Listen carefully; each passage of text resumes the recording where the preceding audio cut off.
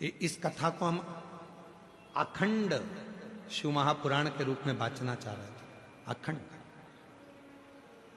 अखंड सौभाग्यवती के भाव से, अखंड वैभव के भाव से, अखंड संपदा के भाव से। जैसे तीन चीजें हैं अखंडता में मानी जाती है। एक बेलपत्र, दूसरे नंबर पर अक्षत चावल का दाना, तीसरे नंबर पर शमी का पत्र अखंडता में माना जाता है। याद रखना।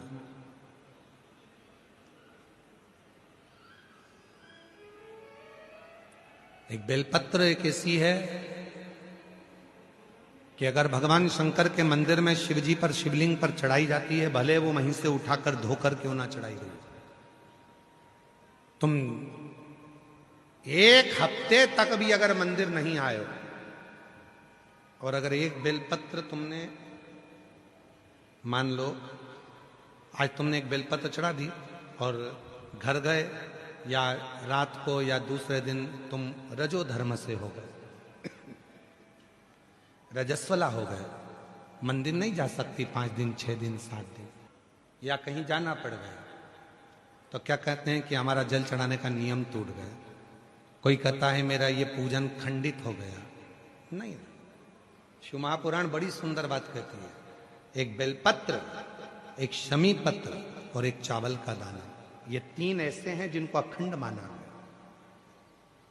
यदि आप रोज शिव जी के मंदिर में आप जल चढ़ाने का नियम रखा है और आपको मालूम पड़ा कि मेरा रजो धर्म इस तारीख को आने वाला रहता है, तो 2-3 दिन पहले से या तो शमी पत्र या चावल का एक दाना या बेलपत्र शिव को चढ़ाना प्रारंभ कर दिया करो। तो आप यदि 15 दिन भी मंदिर नहीं गए हो तो भी आपका जल अखंड निरंतर स्वीकृत किया जाता है। अखंड भले तुमने 10 दिन 15 दिन उस जल को नहीं चढ़ाया, तुम 5 दिन 7 दिन नहीं जा सकी, मंदिर नहीं पहुंची, तुम मंदिर तक नहीं जा पाए, तुम कोई कार्य में लग गए, तुम नहीं पहुंचे, पर उस जल को अखंडता में, अखंड। क्यों? एक बात आप लोगों ने, पशुपति व्रत किसी ने करा? हाथ उठाओ जरा, किन किन ने करा? सारे पंडाल वाले? हाँ ठीक है, रखिए। पशुपति व्रत में एक बात कही जाती है, 3 चीजें हैं। एक है पाशुपत्य अस्त्र, दूसरे नंबर पर है पाशुपत्य योग, और तीसरे नंबर पर है पशुपति व्रत। 3 चीज।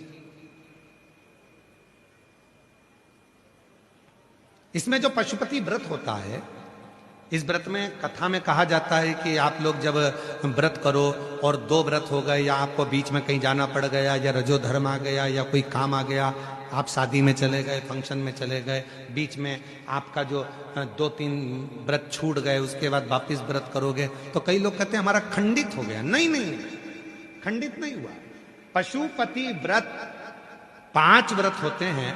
बीच में अगर तुम कहीं चले भी गए, कोई फंक्शन में चले गए, बाहर चले गए, देश विदेश चले गए, कोई रजो धर्म में चले गए, तो आप उस व्रत को नहीं करते हो। पर वो व्रत भले तुमने नहीं करा, पर इसके पहले तुमने जो शंकर जी की पूजन करी थी, इसके पहले तुमने जो पशुपति व्रत करा था, पिछले सोमवार को जो तुमने पशुपति व्रत करा उसमें जो बेलपत्री चढ़ाई, पिछले सोमवार को तुमने पशुपति व्रत करा उसमें जो चावल का दाना चढ़ाया, पिछले सोमवार को जो तुमने पशुपति व्रत करा उसमें भूल से भी तुमने अगर शमी पत्र या चावल का दाना या बेलपत्र कभी चढ़ाया है, तो वो व्रत तुम्हारे चाहे 15 सोमवार छूट गए, 5 सोमवार छूट गए, 3 सोमवार छूट गए, 4 सोमवार छूट गए, पर वो व्रत तुम्हारा अखंड कहलाता है। भले तुम उसको करो चाहे मत करो।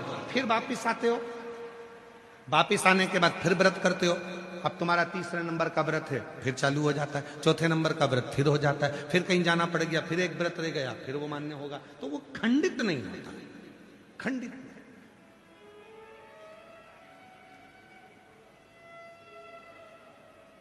अखंड। और कितनी सुंदर बात कही।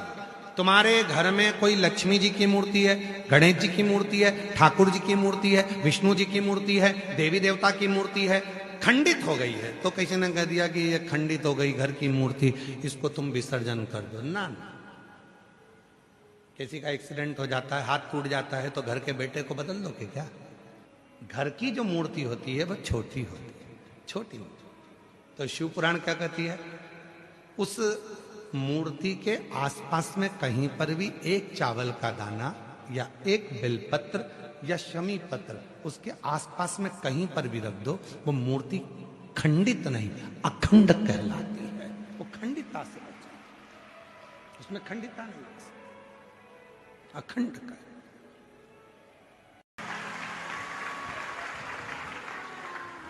एक अंश मात्र। अब कोई तुमसे पूछे क्यों महाराज जी ये कथा कहाँ मिलेगी, तो स्कंद पुराण में, शिव महापुराण में, देवी भागवत में इस कथा का वर्णन है कि भगवान देवादिदेव महादेव काकड़िया की रोटी बनाई, काकड़िया की साग, और परसे माता पार्वती जी पावे भोलानाथ, माना शिव रटोरे, छोड़ दो कपट मन शिव रटोरे, शिव रटोरे मन शिव रटोरे, छोड़ दो कपट मन शिव रटोरे। काकड़िया की रोटी बनाई, काकड़िया की साग, काकड़िया की रोटी बनाई, काकड़िया की साग, और परसे माता पार्वती जी, परसे माता पार्वती जी पावा भोलानाथ, मन शिव रटोरे, छोड़ दो कपट मन शिव रटोरे, मन शिव रटोरे, मन शिव रटोरे, छोड़ दो कपट मन शिव। हमारे यहाँ शास्त्रों में ऐसा मिलता है कि पार्वती जी भोजन बनाती हैं, शिव जी को खिलाती हैं।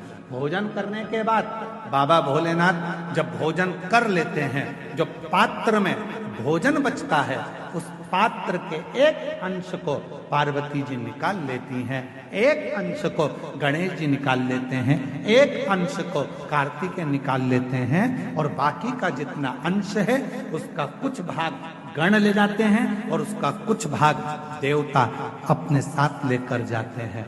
तो कहा 33 कोटि देवताओं को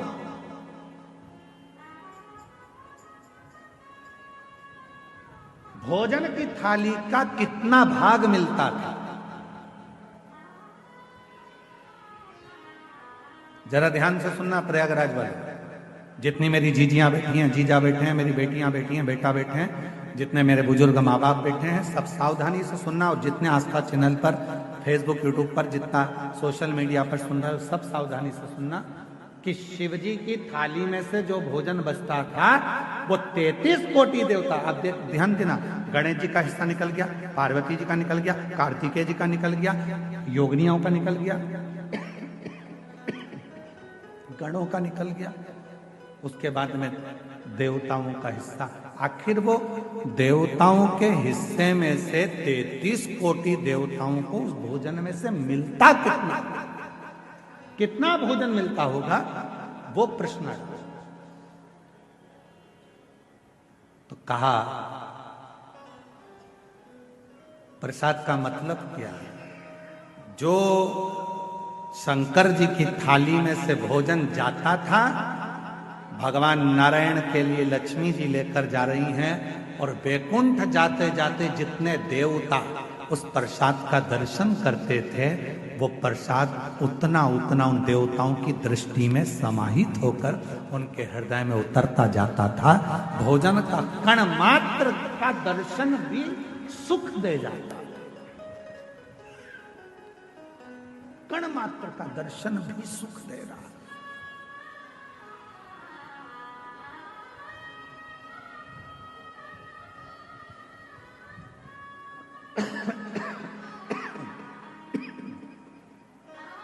एक कण मात्र का दर्शन। हमने देखा है जिनके नाम लिए जाते हैं, पत्र पढ़ा जाता है, जब वो बेलपत्री लेने के लिए आते हैं और बेलपत्री लेकर जाते हैं, तो कई माताएं कहती है उस बेलपत्र का दर्शन करा दो। बेलपत्र लेकर जाने वाला पूछता है कि बेलपत्र का दर्शन कर कर क्या करोगे। हमने शिव पुराण में पढ़ा है, उमा संहिता में वर्णन है, कौमार खंड में भी वर्णन है कि शिव जी के प्रसाद का मात्र दर्शन कर लेने से भीतर के सारे विषाद समाप्त हो जाते हैं, सारे विषाद। केवल प्रसाद का दर्शन करने से ही विषाद समाप्त हो जाए।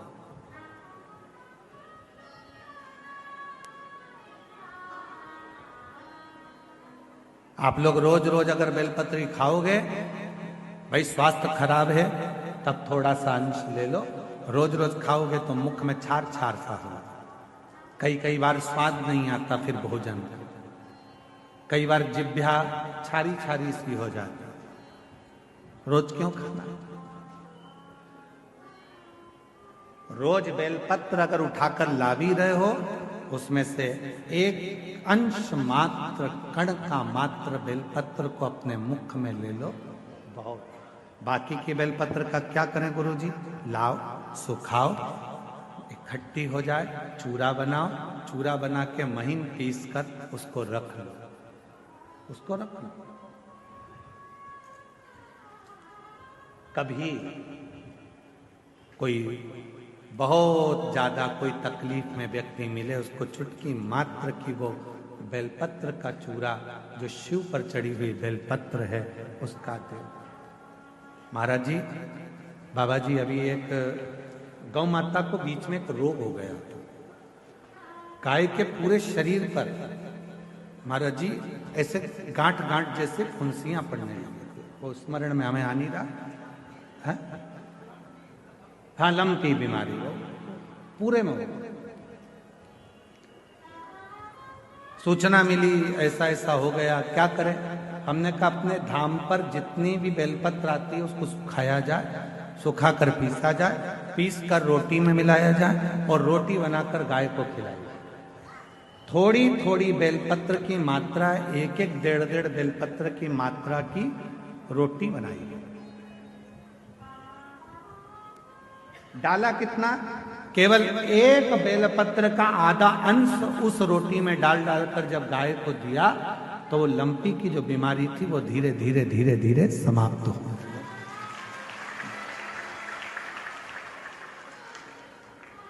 दवाई की तरह बेलपत्र की भी मात्रा होती है कि कितनी मात्रा में खाना है। ऐसा नहीं कि बेलपत्र पूरी मिली है तो हमको पूरी ही खाना है, ले जाओ, थोड़ी थोड़ी घर में सबको दे दो, बाकी के संभाल के रखो। कोई जीव को, कोई व्यक्ति को जरूरत पड़े उस समय पर वो पानी से उसको थोड़ी सी डाली और निगल गए।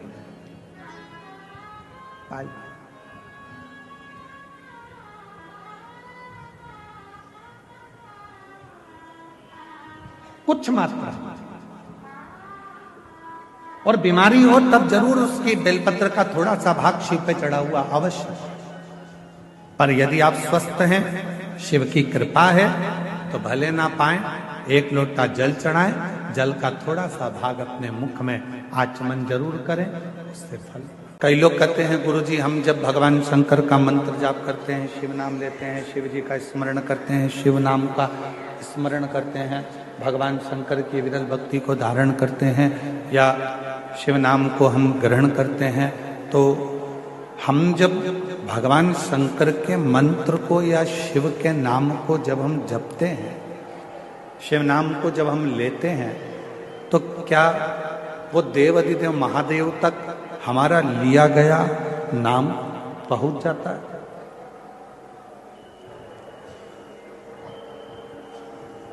क्या देव अधिदेव महादेव तक हमारा लिया गया नाम पहुंच सकता है?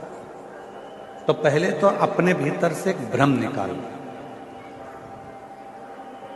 अपने अंदर का एक भ्रम निकालो कि महादेव तक हम जो नाम ले रहे हैं वो पहुंचेगा कि नहीं पहुंचेगा। पहले अपने भीतर का ये भ्रम समाप्त करो। मतलब आपकी दृष्टि में ये है कि आपकी दृष्टि में लगता है कि ऐसा है कि शंकर भगवान हमसे बहुत दूर है, शिव जी हमसे बहुत दूर है। जब तो आपकी बुद्धि में यह बात आती है कि हम जो बात कहेंगे वो शिव जी सुनेंगे कि ना सुनेंगे, हम जो मंत्र बोलेंगे, जो मंत्र हम बोलेंगे वो मंत्र शिव जी तक पहुंचेगा कि नहीं पहुंचेगा। हम जो मंत्र का स्मरण करेंगे वो देवाधिदेव महादेव तक पहुंचेगा कि नहीं पहुंचेगा। आपके भीतर यदि ये विचार चलता है तो मतलब आप ये विचार कर रहे हैं कि शंकर जी हमसे बहुत दूर है। पर शिव महापुराण की कथा कहती है, भगवान देवाधिदेव महादेव का चरित्र कहता है, जिस समय पर आप भगवान देवाधिदेव महादेव का स्मरण करते हो, उनको याद करते हो, उनका स्मरण करते हो, उस समय पर आपको लगता है कि शिव बहुत दूर हैं, तो उन तक हमारी आवाज पहुंचेगी कि नहीं पहुंचेगी। पर शिव कथा कहती है आपके मुख से जैसे ही भगवान शंकर को याद किया जाता है, शिव का नाम लिया जाता है, शिव का स्मरण किया जाता है, उस समय पर भगवान देवाधिदेव महादेव आपके नजदीक में खड़े होकर उस उच्चारण को श्रवण करते हैं। भगवान शंकर उस उच्चारण को श्रवण कर रहे होते हैं, भगवान शिव उस उच्चारणों को श्रवण करते हैं।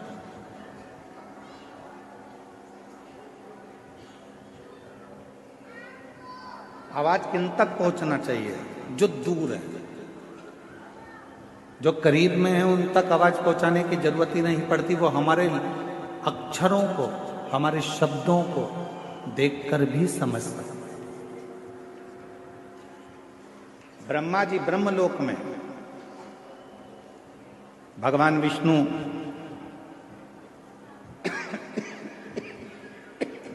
बैकुंठ लोक में, इंद्र लोक में, पर मेरा देवाधिदेव महादेव, मेरे भगवान शंकर, मेरे ओघड़दानी, मेरे शिव इसी मृत्यु लोक में। अब ब्रह्मा जी को यदि आपको कुछ कहना है तो भले तुमको तेज बोलना पड़ सकता है। भगवान विष्णु जी को अगर कुछ कहना है तो हो सकता है कि आपको तेज बोलना पड़ सकता है। पर यदि आपको भगवान शंकर से कुछ कहना है तो आपको तेज बोलने की जरूरत ही नहीं पड़ती, वो आपके पास में कंकर शंकर के रूप में विराजमान होकर उस बात को श्रवण करते हैं। बिल्कुल नजदीक में पहुंचकर, नजदीक में बैठकर उस कथा को श्रवण करते हैं, उस बात को श्रवण करते हैं। आपके नजदीक में खड़े होते हैं, नजदीक में बैठते हैं और वो कथा को सुनते हैं।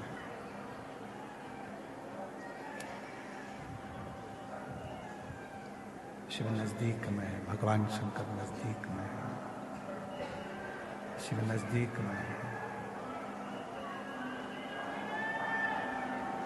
भगवान शंकर नजदीक में है।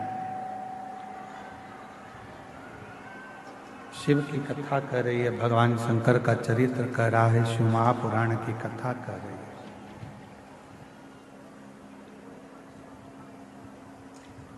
ध्यान नहीं रहा, इससे तो अच्छा रामायणी कोटी वाले महाराज जी के यहाँ का साउंड था, उन्हीं को लेकर आ जाते।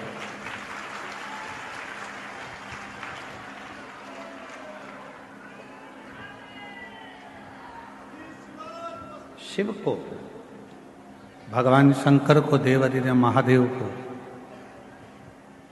बहुत दूर ढूंढने की जरूरत नहीं। ये कल भी कथा में कहा था, आज भी कथा में कह रहा हूं, अभी भी कथा में कह रहा हूं, बहुत जाने की जरूरत नहीं पड़ती। शंकर को ढूंढने के लिए बहुत दूर, शिव को ढूंढने के लिए बहुत दूर जाने के लिए जरूरत नहीं पड़ा।